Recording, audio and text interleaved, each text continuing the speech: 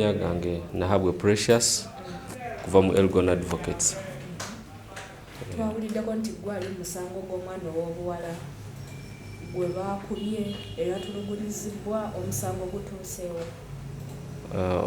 Omusango twagezezaako okufollowinga olunaku lw'ejjo nga twagala kumanya charges baguddewo ku ba suspects nawa we batuuse okunoonyereza ku musango ogwo oba nga tusobola okubayambako mu kunoonyereza nga waliwo information endala gye twagala okubawa era twakizudde nti babaguddeko omusango gwa aggravated torture already gwe bakyajinze suspects weewaawo ne state file ejja kugendawo muwabi wa gavumenti naye ayongere okwetegereza charges naye ffe tukkaanya nazo nti omuntu bw'atulugunyizibwa ng'ali wansi w'emyaka 18 teba torture eri plain naye eba torture esukkiriddeko aggravated kwe kusukkirira kisingako ku torture owa bulijjo.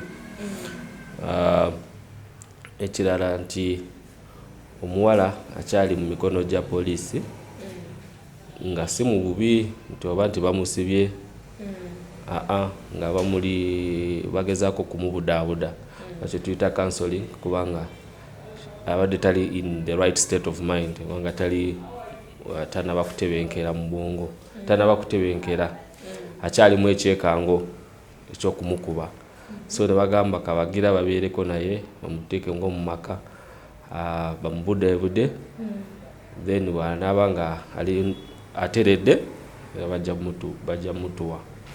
Abantu bangi baavuddeyo nga beemulugunya ku musango nga bagamba woba oli awo client wammwe yamusobya ekintu kyeyakola tekyali kya bwenkanya ogenda mu maka ga mukwano gwe bwengalo oyo ekyoyinza kyogerako otya? Kakati omwana oyo okusinziira ku myaka gye tosobola musalira musango kubanga amateeka ga presuminga nti aba tanaba kutegeera biki byakola. Mwana muto tosobola musalira musango wona abakulu babikola kati olwo omwana omuto ayenkaniddeawo ku myaka 14 ate ekirala nti oli bw'aba aziza omusango letse akyadde wa mukwano gwe tolina kutwalira amateeka mu ngalo omukuba ate ne bali si bafumbo nti letse yakoze obwenzi so ekyo tosobola kikubira muntu okwagala omufiirako era bw'oba owulira nti oli kye yakoze oba bbaawe okukyaza mukwano gwo kyakunyizizza omuta n'odda mu kirala kubanga era tewali mateeka g'ogenda omuvunaana kati awo okubanga ofunye obutakkaanya n'omuntu tekitegeeza nti ate otwalira amateeka mu ngalo omuwutule awo wewajjira emisango. Guno omusango gwakumeka gyefaananirizaako ku ekyo nga gwe wakoze guno gwe tuli mu kubuuzaako olwaleero? Twakolako ku musango gukyagenda mu maaso mu kooti ogwa Aisha Nakalema ne Namata ogwa Kamulale omuwala gwe baayiwa Kamulale mu Mbugo era nagwo gukyagenda bulungi mu maaso. Omukyala bamusiba twagufollowinga bulungi nnyo waaliwo charges engeri gye baali batazitereezeza bulungi ne tuyingiramu charges ne bazitereezera naye bamucharginga aggravated torture kyekimu ng'ekyabano era ne tuvaayo ne tugamba ffe twewaddeyo tuyingire mu nsonga z'omukyala oyo Namata afune obwenkanya era kituufu omukyala bamusiba era ekkooti ekyagenda mu maaso. Omuntu ajja kwebuuza client wammwe gwe muwolereza amannya ge yaani? Pretty Nicole. Kanso matuze wakati n'emabega. Ebigambibwa nti Pretty Nicole yasooka n'akkiriza nti omusango omusinga yali mu nsukuyi. Ekyoyinza kyogerako otya? Ekyo si kituufu kubanga nze nalabye ku file.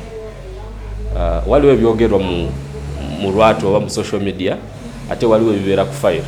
Kyekimu ku bye twabadde tunoonyerezaako naffe ne tukizuula nti ebyo bya social media omukyala teyakkiriza ate era nti nga bwe mbadde mbanyonyodde nti ono mwana muto statement ekolebwa entuufu eba ya maama we. So omwana osobola omwogeza by'omwogezeza kubanga ali wansi era omwana muto talina buyinza okumuwaabira oba okuwaaba aba muto nti kati ye bw'aba agenda kuwaaba awaabira mu guardian oba amulabirira oba maama we oba taata we. So omwana omuto tosobola mufunza n'omugyamu ebigambo n'obikozesa against his or her case. But still si bwe kiri nti ku statements tekiriyo nti omwana yakkiriza omusango. Ekyo tekiriyo, ekyo kiri mu lugambo era twakikakasiza olunaku lw'ejjo. Ekirala abawawaabirwa baali abantu 5. Abasinga mu abafunye oba bonna baafunye? Waliwo bakutteko omu era abalala babanoonya kubanga tetwagala kuyingirira mirimu gya poliisi mu kunoonyereza okutataaganya. Oluusi oyinza okwogera ekintu ne kibuzaabuza obujulizi oba abantu ne babula naye nga